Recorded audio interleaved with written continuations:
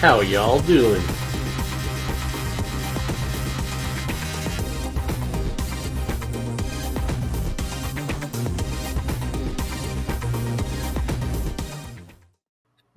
Hello, everybody, and welcome to the Tesla Life number 236. Here we are at the 12th day of January 2022.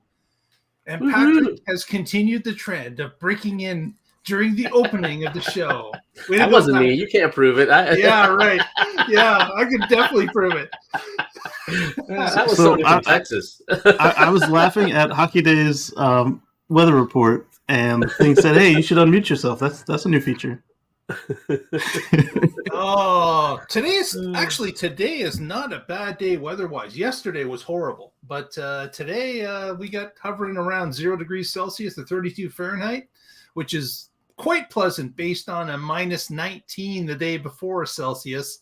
So quite happy it's 0. But that's enough of the weather here in Southern Ontario. Mr. Casey Green joins us from the DC area. How are you today, sir? Doing all right. It finally got up above freezing, but there's still snow everywhere. That's how it works. Yeah, so FSD Beta 8.1 got loaded to my car, and I'm not feeling much different between it and 8.0, except that, 10.8.0. That one didn't seem as susceptible to being blinded by Sentry mode. 10.8.1 just got, I had to drive the whole way home today. Also, both of them, my car is doing Vision Auto Park now, like some of the Model Ys were doing. Cool. Yeah, that's all I've got. Very good. Very good. Yeah, so it doesn't have to have cars around Correct. to be able to do it, which is nice. Yeah, it's still slow as heck, but it does park perfectly in the lines. That's awesome. Yeah, so you can't do it in front of people who are impatient because it doesn't work. It doesn't work that way. And the man in the black chapeau is Mr. Patrick Connor, joining us from the West Coast. How are you today, sir? I'm good. Hello out there, Tesla Nation, and welcome to our journey towards a future free from fossil fuels. Got it. It's in early. Locked in. That's right. Fantastic. So we got a bunch of news. No surprise there. First story we're going to touch upon is Tesla Gigafactory Texas received a new shipment earlier in the week. And this isn't a normal what we expect. We've been seeing gigapresses. We've seen manufacturing equipment for batteries. We've seen all sorts of stuff. We've seen Model Y bodies, all sorts of stuff being shipped in. But what they received recently at the beginning of this week, as with those other features, is solar panels. So they got their first shipment of solar panels. So obviously, they're going to start putting them on the roof of Gigafactory Texas. Again, Texas, perfect opportunity to soak up a lot of sun in that state and start putting it back into the grid and into the manufacturing electricity for the plant itself. So I will be curious to see, along with the actual panels, if on site they're going to build a battery bank, a mega pack area as well. It'll be interesting to see if they give that plant its own little substation of batteries. I don't know how it makes sense in why not that. You think it would, unless they're going for bigger. We heard about that bigger plant outside of Austin that they had built already with battery packs, mega packs. So maybe that's going to cover the factory already. I'm not sure, but that one would help with the bill. But this one would help make them so they could keep running with that reliable Texas grid. They can just keep on going. So it doesn't have to be as big. We certainly know that Tesla's ambitions are getting higher and higher. Maybe they will do it for the entire city's grid, which would include the factory. But I think they have an opportunity here to show other industries what can be done with these battery packs and making their factory blackout free or brownout free from any type of an energy situation that hits their local and demand area. charges. Yeah. Oh yeah, definitely. So that will be interesting to see. But the panels are starting to arrive, and hopefully they'll fill up that roof shortly. I wonder if the population of those panels will be faster than what happened at Gigafactory Nevada. I think so.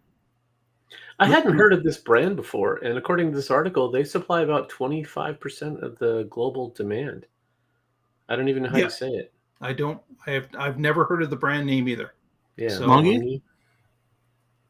Yeah, but so that was new for me, because I mean I've heard of Sanyo and Panasonic, and the fact that they're a quarter of the market, I think I would have at least have heard the name. Right, that higher percentage, I haven't heard of them under that brand name. It also could be that they supply typically in China, which probably takes 50% of the market's panels, and never even come over to North America.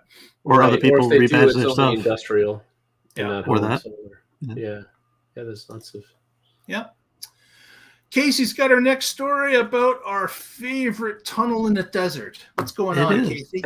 So the boring tunnel in Las Vegas, the Las Vegas Loop, has been showing itself lately, and they managed to upgrade the number of cars to 70. And our friend Kyle Connor got in there and interviewed some of the drivers and had his first ride in a video. It was totally impromptu. And we learned some more details about it, like that they charge to 100%, and then they just let them run until they get down into the yellow, and then they charge them again. and that there's different certifications that you have to pass between the Model 3 and the Model Y and the Model X, because Model X doesn't have a lot of room on the edges of the tunnel. No room for error in the Model X. Yes. You don't let the bad drivers have that one, huh? Right. So if you get a job as a loop driver and you start on the Model X, then you can just drive everything. Exactly. So I hear it's during CES that they're pushing through somewhere between 15 to 17,000 riders per day. Right. Yeah, I did see that they had the first little traffic jam in there, which is this just means they are having a lot of activity, which is a good thing. But some of the fuzzsters were just going crazy about it, and like, oh, I thought this was supposed to prevent traffic jams. I can't believe they have a traffic jam. Ha ha! It's a big failure. No, in fact, it's just the opposite. This is show that people want to use this. That it's being used at its current capacity. And guess what? You can build more tunnels. You can build them in 3 dimensions. You can build as many as you need. So if congestion really becomes a problem, there is a solution. Yeah. The other thing they mentioned is that 70 cars currently is the max, but the beauty of the system is that once they add the next stop or two, there's now more places to park a car, which means they can now add more cars to the loop. Right. Yeah, because you only get 3 stops here, so you get 70 cars in 3 stops. And of course, the total distance in the tunnel, including both tunnels, is just about 2 miles. Yeah. So that's a lot of cars to have within a 2-mile stretch of road. Right, especially if they take more than one passenger at a time. And Hockaday has a point that with it being less than a minute, that's not really that much of a jam. And Breakneck Trent asked, how long until they automate it, and that right there is key. I think now that they've got the GPS emitters in the tunnel, that we may start to see them test this. But right now, the current drivers are not allowed to use autopilot or auto steer, or if the cars have the FSD, they're not allowed to turn that on either. Well, as Patrick was mentioning, it's also a feeling out thing. Like they're trying to get, what is the max capacity? They had that on paper. They signed a contract stating they would get to a certain point. They're certainly going to test this now that it's a real tunnel. It's up and running. They've got real customers. They're going to push it for all it's worth and see what is the maximum that we can get in this stretch of roadway with X amount of cars. And let's up the amount of cars to the breaking point. We want to see what it's going to be like until there is traffic. So yeah, absolutely, they're going to do that. And they did exceed their contractual requirements on the first rollout as well. So this is just gravy for Vegas, unless they had a stepped roll out in their plan. And there was a update on the Twitter feed out there that showing the proof rock, the new boring machine was working on the stretch that goes to the resorts casino, and of course they showed a couple photos of it where it had started to dig at the surface and then angled itself down into the tunnel as it was going. So that's an improvement with the proof rock. With the original Vegas tunnel, as you recall, they dug a big hole, put the machine down, and then it went along its way. But now with the proof rock, the new update to the boring machine, it can actually dig its way in and dig its way out. So awesome. That's Rocksteady and Bebop on the Ninja Turtles. So we look forward to the resorts switch opening up sometime in the near future. So that's a very good point, David. That's a very good point, but it's got to be cheaper than a metro. Yeah. And speaking of traffic jams, Patrick's got a real life traffic jam to talk about in the winter. Around my neck of the woods. Yes. So last week we touched on this, and this is from ZETA. And I don't know if you guys have heard about this. It's the Zero Emission Transportation Association. So they have this goal to have zero emission transportation by 2030. And if you click on there, you can find them at zeta2030.org. And if you look at their About page, you can see all the companies that are members. And you'll find Arcimoto and Tesla and Redwood and Waymo, some other recognizable, Lucid, Lordstown, Siemens, but I don't see General Motors or Ford or any of the legacy companies on here at all. Hey, the leaders. Yeah, but they led, Mary. Yeah. So there is an interesting article on here, and it is, I'm grateful that I was driving my EV when I got stuck on I-95. So this person was actually there in their EV. So there was this horrible article from the Washington Post that we discussed about how this person was saying, oh, what if they were all EVs? It would have been so tragic. No. And we speculated that it would have been exactly the opposite if you were stuck there in your EV. And here we have actually somebody that was there and lived through it, and they were in their EV. And they make a lot of the same points that we made.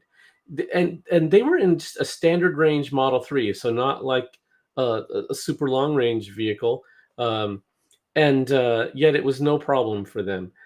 So I just wanted to touch on some of the points here about how this event, they couldn't de-ice the roads because it was raining, and that was going to wash away all the de-icing, and then it went from raining to freezing rain right away, which caused the roads to just be super icy and slick. And then some of the exits even got jammed up by vehicles that jackknifed on the exit.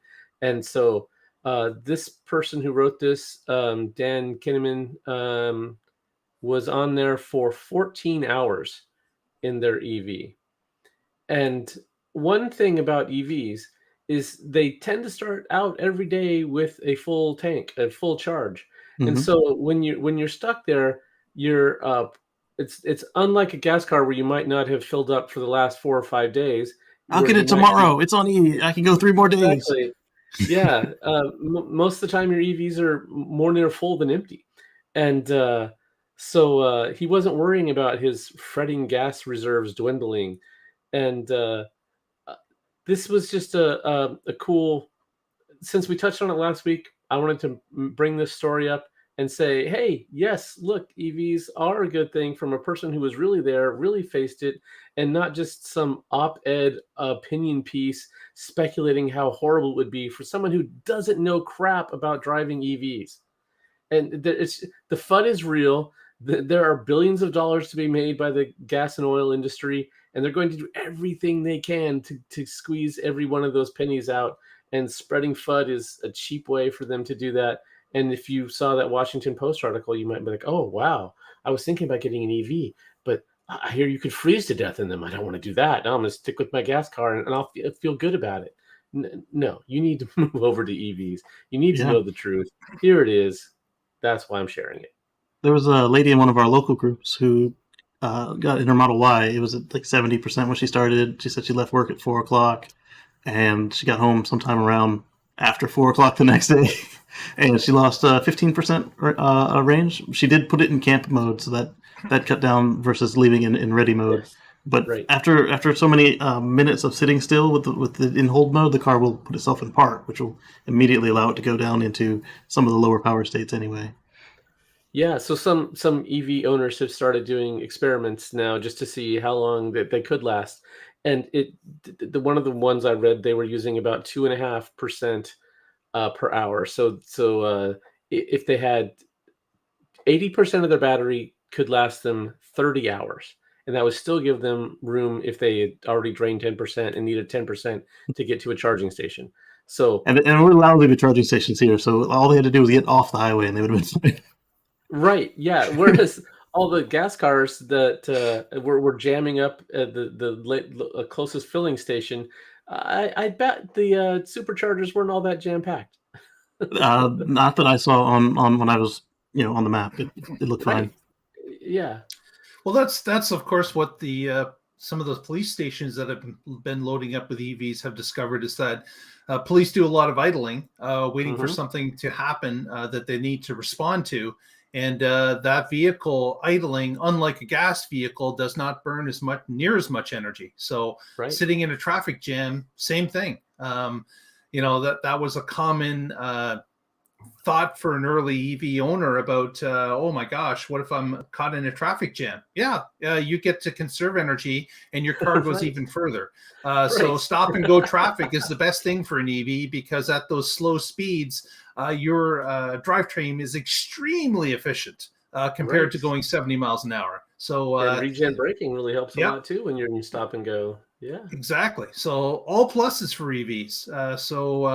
Definitely the FUD is real, Patrick, as mentioned. They'll say anything they can to try to stir up uncertainty and doubt for people. So that is not. No, there's no cookies for everyone, David. Come on, what are we supposed to do? We're supposed to ship you a cookie? Come on. There you go. A digital cookie for you. Next cookie goes to Casey. He's got a story about Fito Lay. Almost a cookie. Yeah, so we were talking for a long time now about these MegaChargers at Nevada and at the Fito Lay plant. Well, we saw the installation go up in a bag at Nevada, and now we can see, I guess Mark's got a picture. Or Nevada. Right now. Yeah, and now we can see in Southern California, we can see the Fito Lay plant has started getting their MegaChargers, and they look very much like the urban superchargers, but bigger. Yeah. It's an urban supercharger on steroids for sure. Yeah. Urban plus. And so they've got 3 that we can see, and the official announcement, or not the announcement, the word is that they're getting their trucks by the end of the month. It sounds a lot more official this time than when Pepsi was just insisting on it and Tesla was saying, "Oh yeah, whatever."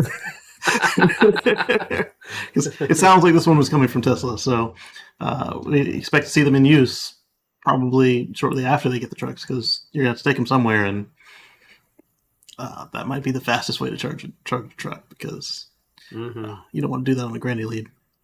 And of course, the rumor du jour with these chargers is the maximum output we hear is 1.5 megawatts of power. Right, that's what I was going to say next. Wow. Was, they appear to have exceeded their promises, which is pretty cool. And that's going to put a rest to all the people that were saying there's no way you can charge a truck with a battery that big to 80% in 30 minutes. There's no way. Well, if you add 50% power to it over what was originally quoted, then yeah, you can probably do it in 20 minutes, not 30 minutes. Yeah.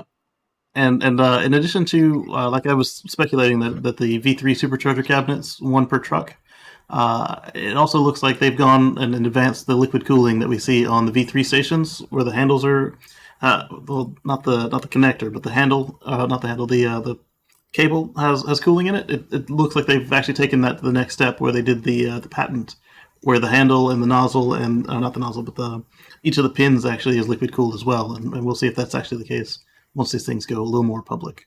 Yeah.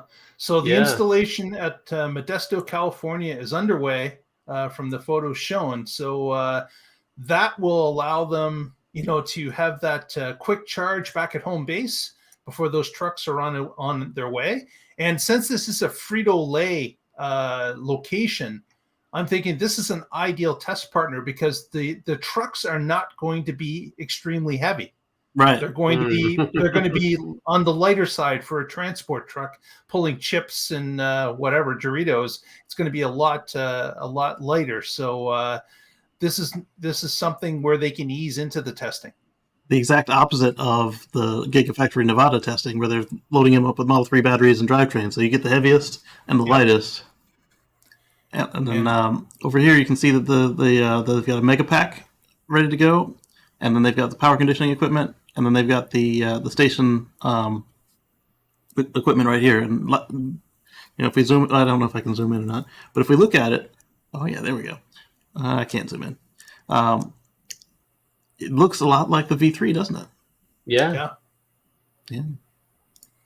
So this, of course, will allow Fito Lay to skip those demand peak charges that you would get if you're charging some serious equipment at your location. They'll be able to store it in the batteries and save money on some of those high peak demand charges. Yeah. Right. So that's a good point. Chips are mostly air, and then the question is Tesla going to honor that low price per kilowatt hour for trucks they quoted? If so, Fito Lay could be happy. It's 7 cents per kilowatt hour is what they promised, and I don't see why they can't, because the price of the solar equipment is going down. They're now a grid provider, and then they've also got batteries. And you notice that there was a battery right there on the MegaCharger. And I think it's not just for for cost savings here, but you plug in a 1.5 megawatt truck, and you don't want to dim the whole block. Yeah. Or incur demand charges that are significant. Yeah. Yeah. And it being an energy retailer and being licensed to do that, you can buy, depending on the grid demand at any moment, you can get wholesale energy at 2 cents a kilowatt hour and then sell it at 7. And with if you store it in battery wallets at 2 cents, right? Even if you're just charging up your batteries or whatever, and then selling it later when there's demand. So I don't. When they said that 7 cents, I'm like, no way, that's never going to fly. And then I started looking into it, and oh yeah, that actually they can do that. And I was thinking, California, there's no way. I mean, it's like 25 cents a kilowatt hour minimum, and so yeah, this is a good deal for Tesla. They're going to be able to make money on it. It's a good deal for the people who buy the trucks. They're going to get affordable fuel, and it's good all around. No emissions. Diesel is stinky, horrible. I still hope that the Cybertruck and can high use in these. maintenance. Yes. So it's a win, like you said, it's a win all the way around for sure. And it'll be great to get that use case done so Tesla can point at that for others that have been doubting it from the beginning. So if you start providing spreadsheets on what's going on, similar to what's happened with police departments across the country, it will be a beacon for others to follow those early pioneers. So. Absolutely. Speaking of demand, UK purchasers can rejoice. They started to receive notifications in the UK for those Model Y reservation holders to get ready to prepare for delivery. So it looks like Tesla is going to be starting to deliver a number of the right-hand drive Model Ys into Britain and the UK. Still, I'm not sure. I'm pretty sure that these will be coming either from Shanghai or Fremont, because I don't think that Berlin is going to be. They've had a few test vehicles, and we've got another story today about them getting another group of test vehicles, but really they've got to be coming from Shanghai would be my first guess. But at least those with the reservation that have been waiting a long time. For us in North America, we've had the Model Y now for over a year. And people have been enjoying those vehicles. And I could just imagine people sitting in Britain going, man, my order's been in all that time. I'm still waiting. Well, they can rejoice. Yeah, they ordered the same time as us. Because they are now being notified that delivery is imminent. So has it only been a year? Wow, it seems like so much longer. Time 2020 model year. It's 2022 now. Okay. Yeah. So just slightly over a year. It's just 2022. So it's probably a year and change. Yeah. Okay. Yeah. Wow. But because they would have been late 2020 on Tesla. Right. Yeah. You're right. So UK owners rejoice. It's coming. The long wait is almost over. So that will be fun to see as they start to be released in Britain. Next, Casey's got a story about, FSD. What's going on with FSD that's different this week? So you guys might have forgotten that Tesla likes to raise the price on this product, and because it's been stable now for a year, and they're back to their ways. It's going up to another $2,000 to $12,000 for purchase, and the monthly fee is going up. We don't know what, and we don't know if they're going to grandfather in any 5 days. You've got 5 in 5 days. days. Yes. And we don't know if you're going to get grandfathered if you're already on a subscription or if only new subscribers are going to have to pay the new price. Knowing Tesla, they're probably just going to raise everybody's price. Yeah, that's the problem you have with a subscription is prices can change versus buying it outright. But there are certainly times where it makes sense. I mean, if you're leasing the vehicle or you're going to get a new one every 4 years, maybe you don't want to spend all of that on it. Especially back when they weren't valuing it worth anything on the trade-in. Right, which they've supposedly fixed, right? They say they have, but nobody's ever seen it. You'd have to order 2, drive the exact miles, same color, same options, and then turn them both back in at the same time and see if one is higher than the other one. That's not going to happen. Exactly. Right. Yeah. I'm going to do that tomorrow, Casey. I've decided to order 2 just to test that out. Yeah, not going to happen. Well, I guess it could happen with the fleets. It could. But they probably wouldn't buy FSD to start with, unless they were planning on robotaxis. But that's going to be interesting. Will Hertz order some with FSD? I agree, Trent. Going to happen? Yeah. We'll have to see. Yeah, if I order that 7K, I'll be happy. I'm of two minds. I see the constantly raising price, and you're right. It's been stable for a year, but really, Elon has said that this package is going to be worth $100K. He says that, and you know what? Elon typically does what Elon says. It may not be on the time frame, right? That part. But you know what? I'm not going to doubt him anymore. I bet you FSD is going to go to $100K once it's nailed down perfectly. Right. But at some point, it's a great bargain then at $12,000 or $10,000 as it is sitting right now. Yeah. But man, it's going to price people out of the market. And as Patrick said, that subscription fee, I can see that jacking up as well. Like they're not going to price it at $100,000 to buy it outright, and it's going to be $200 a month to rent it. That is not going to happen. No, you'll have to be a passenger at that point. You won't own the car. It's going to get high, and it's going to price people out. And I'm sorry to say that's affecting some people's Tesla dreams. Like it really is. People that are scrimping and saving, trying to buy the car now, saving money and working towards that, they're not going to be able to get in at all because but they're not going to stop for us because that's not their mission. Right. So you can still do the Tesla stretch and get a vehicle. You're just gonna have to drive it yourself, which, hey, that's a lot of fun. So I'm not feeling too bad for somebody that can't buy FSD but still has a Tesla. So while I was driving my car manually today because Sentry Mode decided to kill the FSD computer for a while, as much as I say that it's not ready for robotaxi yet, it's still enough that you feel it when there's not a system doing 80 to 99% of your driving.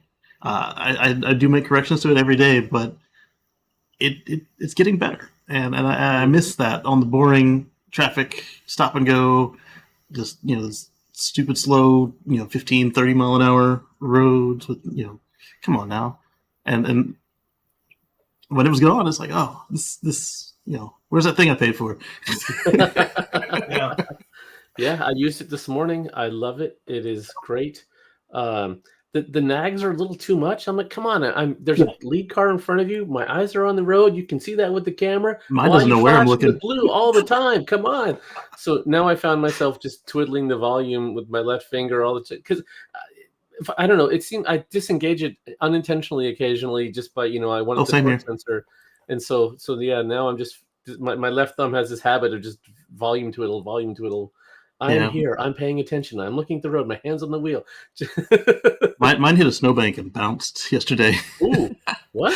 Yeah, I thought it hit it sideways, but it sounded like it hit it sideways. Felt like it hit it sideways, but when we looked at the car, it looked like it went up and over. But it did not feel good inside the car. So now I'm taking over just as I was when it was with curbs, and I wasn't sure about the curbs because the front of the car was way out. It was going to make it, and then it turned in further. I was like, and then it hit the snow, and I was like, no, this is wrong. Well, ice, I should say. Right. It's not snow anymore. Yeah. Keep correcting it, because all those that the input is error, and that's the indication to them that it wasn't doing the right thing. Yeah. Well, it's not made for snow, but the fact that it saw the solid obstacle, treated it like a rock, and then changed its mind. It's like I'm gonna watch it a little closer than I was. Yeah, not necessarily good. That's definitely something that's going to have to be corrected. Because Hackaday has a great point. Snow's going to be a condition. Snow banks are going to be a condition. Yep. Stuff that shows up on the road, out of error or by mistake or because of Mother Nature, all going to be conditions. But and these are all things that they're learning over time. Mm-hmm. Yeah, so, I found that sometimes it'll avoid debris, and it was doing that even before FSD for me was a thing. But yesterday there was somebody's lower grill was in the road, and so I didn't know for sure it was going around, but I took over manually and I took a picture of it and kept on going. There were a couple times where it was going right at some trees that had fallen in the street, and other times it would go around them. So if it didn't go around, I took a picture, sent it over. Hockey Day had a great point. Driving the car yourself doesn't make the road safer. That's against Elon and Tesla's dreams. And when I was manually driving, I was doing a heck of a lot worse than I typically did, and definitely than the car does, because I was road raging a little bit. Not dangerously so, but the impatience is there. And then when people jump in front of you, what Tesla calls cut-ins, especially when they cut in slowly. Well, I you couldn't get behind me in all that empty space? I want to disagree with that a little bit. If you're driving yourself, they're still running shadow mode, which means they're still saying, okay, we will do not A, if it's and if you do off. B. But I don't think it was actually off, because it was still beeping at me. Hey, the light's green, go! I'm like, I gotta wait for the traffic. So anytime you're driving your Tesla, you're still giving, if you've opted in for data sharing, you're giving them some feedback. So I had one really cool event happen this morning. So there's two cars in front of me, and there's two lanes, and the car that's two ahead of me gets cut off by someone from the other lane. Yeah. And my car started braking, even though neither of the cars in front of me had started braking. So if that would have been a sudden impact, I would have been slowed down. FSD would have taken care of me. And but I was paying attention, and I saw that whole thing, and I was hovering my foot ready to hit the brake, and it started doing it before I even would have. I love it when it does that. Yeah. And that made me wonder how many times people that say, oh, there's phantom braking, does it see things that they don't?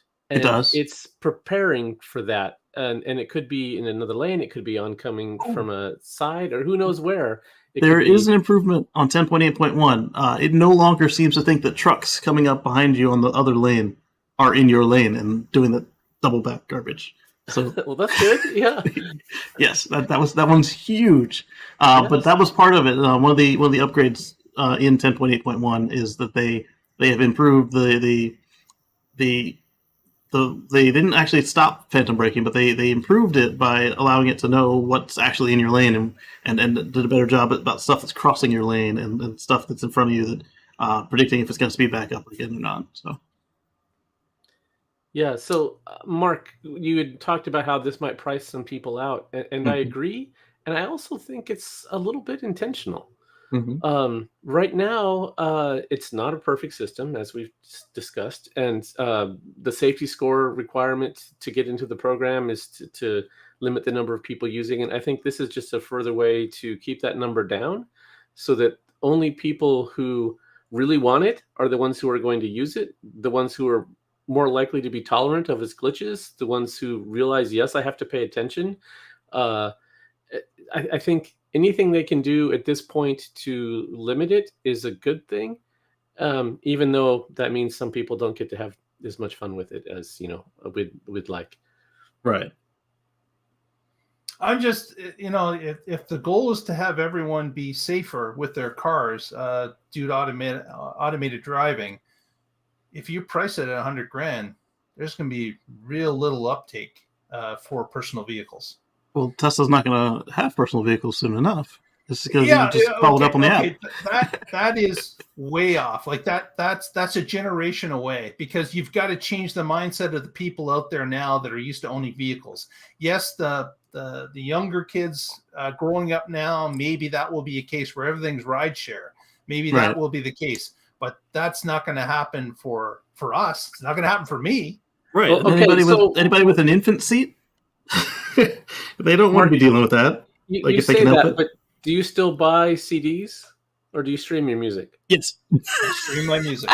Right. So you used to own your music, and now you rent it. Actually, the music I stream, but the movies are doing this. I got a box of CDs. I still own it. So, but you're right. I don't listen to it. I listen to streaming now. Right. So the mindset can change. Even I know when digital photography came around, I'm like, if it's not a hard copy on paper that I can look at, it's not a real photo. And boy, those days are gone. I mean, now it's like, do you want to order prints of these? I'm like, why would I do that? Right. Point taken, Patrick. Who wants that? Yeah. Next, let's look at what do we got here? Oh yeah, Rumour. Giga Texas, according to an analyst, they say that it will now be up and starting to production run within a week. So this was announced earlier in the week. They said somewhere between 7 and 10 days. So we're 3 days into that. It's basically a week away from the maximum they had said. So this group says that they believe, from what they've been told from insiders, that Giga Texas will start producing Ys in a week or less. So again, rumor, not sure if it's going to happen, but we know we're getting close, or we hope we're getting close to production start. So they're digging into the permits that they have, and they're analyzing what deliveries have been taken in, and so they got their fire marshal clearance. And his he gets paid to analyze Tesla and to dig into all these things, so it's not just some internet sleuth. So it'll be really interesting to see if this happens. So I'm gonna say they could be doing it in 7 days, but I think I'm going to take it the other way and say that means they will not be doing it within the next week. That's the only thing this confirms. It doesn't say it's going to start next week. It just says it could start as early as next week. Yeah. So, but we think it's imminent. Actually, we think it's imminent for both. Berlin obviously is being held up by regulation. I don't think Texas is being held up by regulation. I think Texas is being held up by Tesla. They're just looking at what it's going to take to get the ball rolling, and I bet you the regulators are allowing Tesla to do within safety reasons, and of course whatever they have to actually perform. But Berlin is it's been a mess. Berlin could have started a month ago, but they're being held up by the government and the I guess the eco groups that are putting things out that we Let's got to say go back to the astroturf people. groups. Yeah, I don't want to call them eco the groups. paper forest groups. Yes, That's not the case. But again, I hope this is correct. I want to see cars starting to roll off of that assembly line, and it will start to affect the order times that have been pushed into halfway into 2022 now on some Model Y units. So the quicker that gets rolling, the better it's going to be for people that are waiting for their cars. Yeah, David needs it online like yesterday so he can get his 2.2. So why does he need it online? Is he there? 2.2 million cars? It's got to be. You need them all. You need them all running at full. That was his bet. Was the it's big his number. bet, right? Right. Yes. Yeah. I hope they're both going this month. That would be great. Yes. And speaking of the other side of the coin, Berlin, as mentioned earlier, they got permission from the government, the German government, to produce an additional 2,000 Model Ys as test vehicles. Now, they did have permission already to do 250, which they had done, but Tesla wasn't happy with the sample and wanted to push it up, and the government agreed to allow them to produce another 2,000 vehicles. I don't believe these vehicles can go for sale to a normal customer. But how many do you need to smash? Yeah, that's what I don't understand. Is producing that amount of vehicles. Maybe they can go to. Maybe they'll be showroom cars all over the country. Maybe that's what it could be. Service loaners. Yeah. My guess is, that Tesla wants to ramp up, and they could not get approved for production vehicles, but they're like, well, we need to work out the kinks and ramp up and, get to the point where we can do 5,000 a week. And the only way to get there is to actually make cars. So if the only approval we can get is for test cars, fine, let's call them test cars and we'll figure out what to do with them later. But I don't want to stop. I need to get this going. How can I do that? This is what the government will allow. Fine. That's how we'll do it. Yeah. I'm just speculating, but that's it makes sense because you don't need 2,000 vehicles that you can't do anything with. Like that seems to be a large waste of resources, right? To get especially the lines running and chips.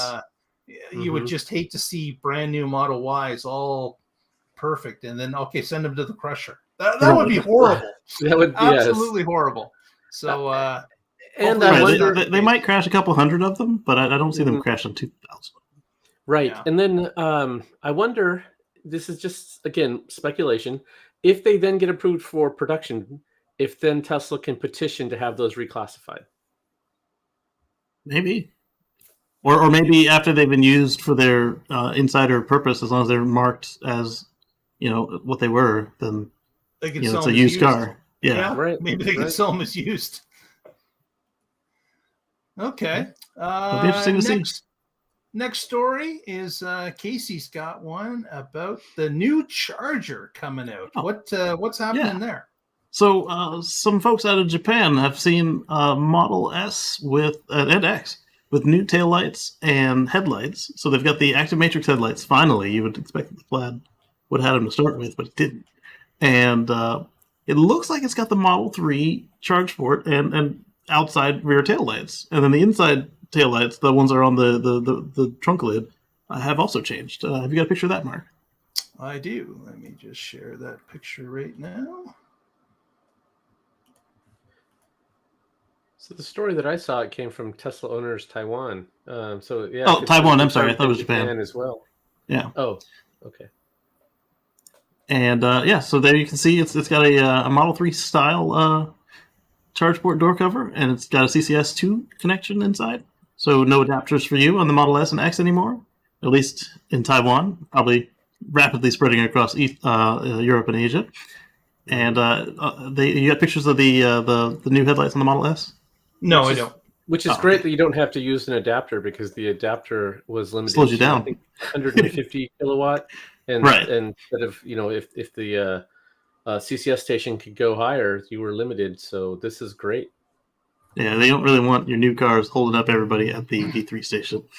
Right. These charge ports, now the flap looks a lot more like the Model 3 than it does the old S and X. Yeah. Right. So I did notice that they don't give them the ability to do both. It's strictly CCS2. Like it's not. Right. That's how the Model 3 is as well. Model, did they not have Some the of them Chinese had the Chinese yeah. model has 2 There you go. ports. Yeah.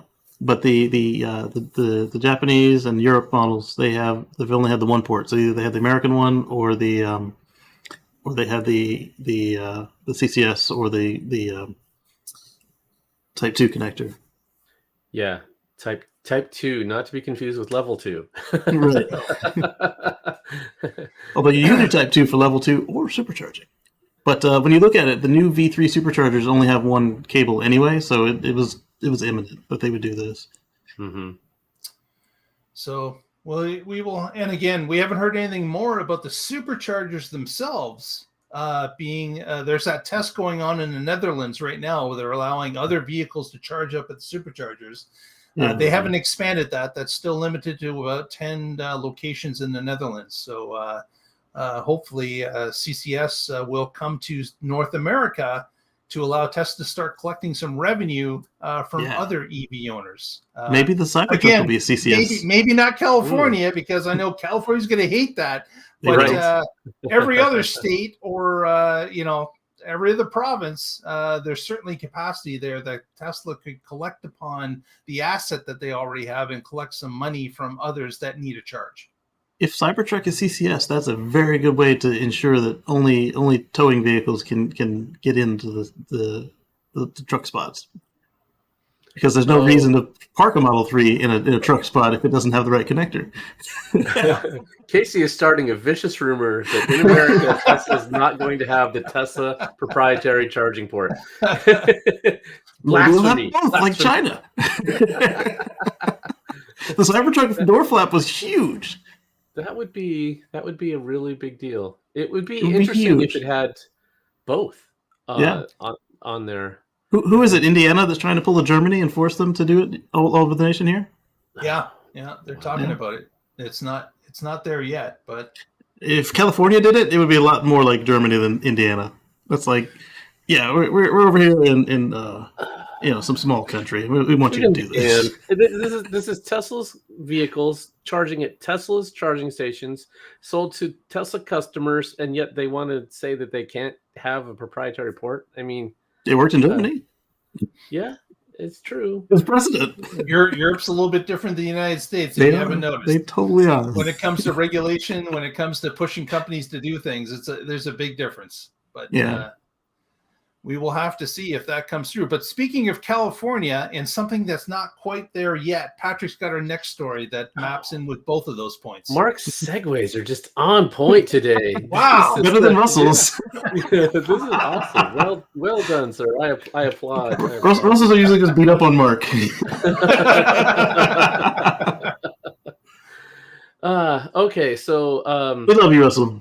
I hope this is going to be a rant, and I hope we have some better news after this, or don't want to end the show on a sour note. But I do it all the time. Teslarati. Tesla launches efforts to stop California's solar tax, which Musk has dubbed as anti-environmental. So it is. Yes. It's not just Musk dubbed it, but I think they were just trying to get, Elon's his name in the title. In their title. That's obviously going to have an appeal to people who read Teslarati. So California Public Utilities Commission has rules that they call NEM, and they've now proposed their 3.0 rules. And these include a grid access fee of $8 per kilowatt of solar.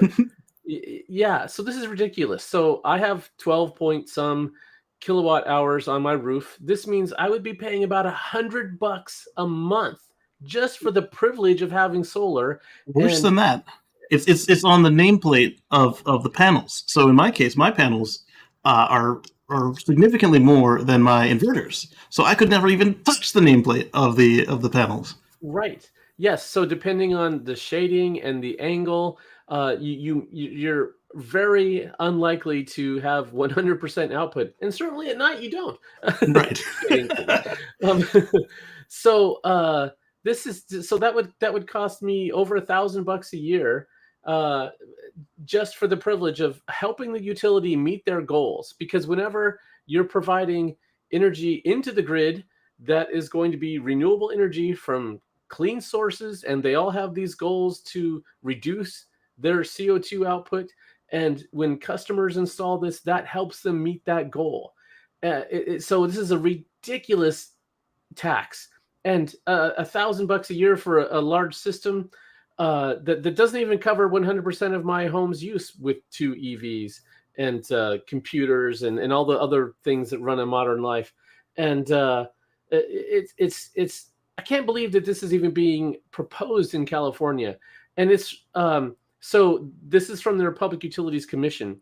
So of course all the utilities love this. You mean we're gonna get more money from these customers that have solar, even though it completely defeats the goals for their grid. So if you're in California, definitely make your voice heard. Let the utility commission know that this is BS. This doesn't meet the goals for 0% grid. This doesn't help any way. You're punishing the people that are going the right way. We have incentives for people to install solar. This is an anti-incentive. This is ridiculous and has to be stopped. So in the show notes, you've got a link to the story, and in that story, you can link to the action plan that you can reach out and make your voice known on this issue. Please do so if you're in California. Absolutely. They tried this in Florida and they got smacked down. They tried this in South Carolina where I am and they got smacked down. I mean, not there now, but where my solar system is. And immediately after they lost in South Carolina, they refiled the exact same crap to be reconsidered again as if we're not paying attention. And the only slightly different thing about what California is doing here, other than the pricing, is that their whole thing is, we want you to use batteries. So if you have batteries, then this doesn't really apply to you in the same way. But don't think that you're safe. They're going to come for you next. But on top of that, if you're trying to incentivize people to get batteries, which are freaking expensive and most people can't afford them, now you're punishing the people who can't do what you want them to do, rather than saying, hey, here's some money for batteries. We want you to use batteries to help stabilize this shaky grid of ours that keeps catching on fire. How about that instead of giving all stick to everybody? If somebody can't afford batteries, doesn't necessarily mean that they will. Yes, so this might incentivize them, but most of the people, like California, has been on a push for solar. So lots of people, they've been on programs to get the solar. So if you needed a program to get the panels, you're definitely gonna need a program to get the batteries. So how about they look at it logically rather than whatever the hell this is? Right. Yes, this is just ridiculous. Robert William, who I believe he's from the UK, says that he's paying a £7,000 solar tax there. Robert, is that per year? I'm assuming it is, or is it lifetime? It'll be interesting to know. And of course, what area in the UK you're in. If you could send us a note, that'd be great. But David, who lives in California, he's already commented on this on the website and noted about these poor rules. And I hope that all Californians do so. I got to believe that Californians should be on tap with this. They should understand what's going on more than anybody, because, of course, the most solar is in California out of any state in the U.S. So I hope this thing gets slapped down hard. And it's retro. Early. It's not new solar customers. It's retro. Everybody who's got solar is going to have to do this. So it's, they said that initially it was going to have a 20-year grandfather clause, and then there was that got reduced to a 15-year grandfather clause. And who knows if the grandfather clause would even remain. This is ridiculous. They probably silently remove it if they can. Oh, yeah, we got you. Right. So if they want to put some limit, so like right now where I live, I have net metering. So if I upload 1 kilowatt hour to the grid, then later I can download 1 kilowatt hour from the grid, and I only get billed on the delta. And if they say, oh, well, no, there's some overhead to that, and so we only want to give you 80% credit, and so that we can have the other 20% for managing that for you, for us being your battery. It's not unreasonable. Right. Yes, that is not unreasonable. Even though I would still not be happy about that. Oh, no. But it's much more reasonable than charging me $1,000 a month, even on months where I'm not generating and I'm not using the grid. Or just taking it. Yeah. All of it. I'm certainly then there's another feature here that they have, which I think is pretty cool. There's the solar year starts in the spring, and you can bank credits over the summer, and then you can use them in the winter. And then when the year ends, if there's anything left, that is then donated to the it's called the WARM program. So it's low-income people who need help with their utility bills, and I'm fine with that. That's a great program. And again, it's not if I'm overproducing on an annual basis, fine. That's great. Donate that. I'm perfectly fine with that. This is not going to the utilities and just their profit line, bottom line, which this is. There was nothing in there saying, oh, that this goes towards solar or battery incentives. It's just money that you're paying to the utilities. So the reason that I would argue that even that discount is ridiculous is because one of the reasons that the fires are happening is that their transmission lines are overburdened. And if I'm running... yes, they're old ass lines.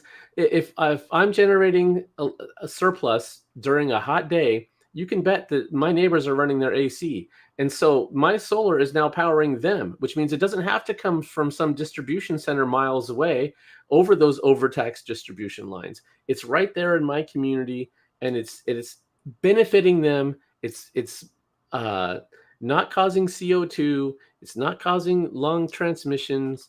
It's my meter running backwards and theirs running forward. And yeah, so it works out. Another thing that was pointed out during the South Carolina arguments was all the while they're claiming that solar is hurting them. They don't know how to deal with it. Blah blah blah. We boo-hoo. We can't handle this. We're so rich. Blah blah blah. They're deploying football fields of solar panels daily. Yeah.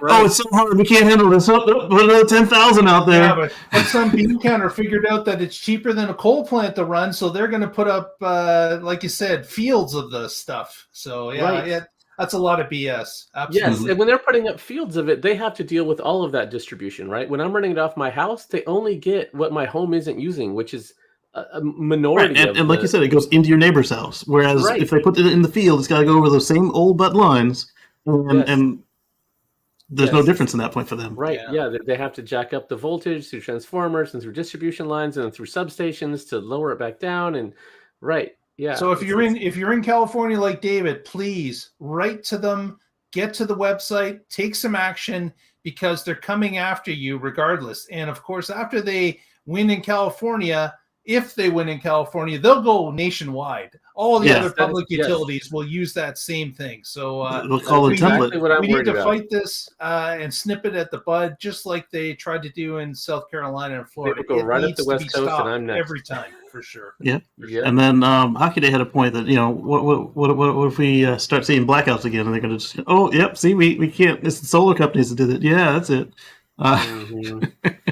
Yeah, we saw that in Texas. They were blaming renewable energy when it was clearly not natural gas.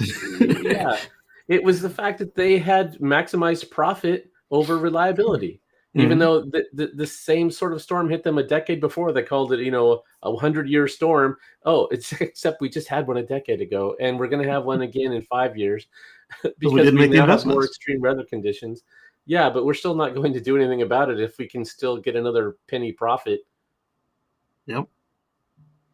If you haven't already, please give us a thumbs up on this video. Please subscribe if you hadn't subscribed. It doesn't cost you a dime, but both of those actions help us out. And you're supporting the channel, and we would really appreciate it if you would do that for us. Also, you can follow us on our Twitter feed through the week. That's at The Tesla Life, as well as our Facebook feed, The Tesla Life #1. And you can follow news updates throughout the week as Patrick and I add to those feeds, and you can see what's going on. With that, let's go to Patrick and see if he's got any parting words for us this week. Okay, bring my blood pressure down. All right. Okay. Hey, thanks for joining us. I look forward to this every week. It's a lot of fun. You can check me out at cardswithcords.net. And as always, I am with the Oregon Electric Vehicle Association. You can find us at oeva.org. Thanks. Very good. Thanks very much, Patrick. Mr. Green, what have you got going on your channel? Well, on Sundays, I've got, if you like this, I expand upon it. On Sundays, we do Tesla as well as other EVs, clean tech, that sort of thing. And then I've got the video coming out with the Vision Self Park that I talked about at the very beginning of this show. I've got it on my computer. I just need to make it presentable and then give it to YouTube so you guys can watch it at youtube.com/CaseyGreen, KACEYGREEN. Oh, and I want to thank you, Casey. You gave a shout out to my blog last week. I did. Thank I just forgot what article I picked, so I was like, just the whole thing. That's fine. Yes, yeah. It's all a good read. plug. It is. Exactly. It was great. Exactly. Yeah. All right. Well, thanks, everyone. We appreciate you joining us this week, and come back next week and find out what is happening in the Tesla life. I remember the music this time. There you Thank go. you, Lee Moon. Stay positive. Test negative. Good night, everyone.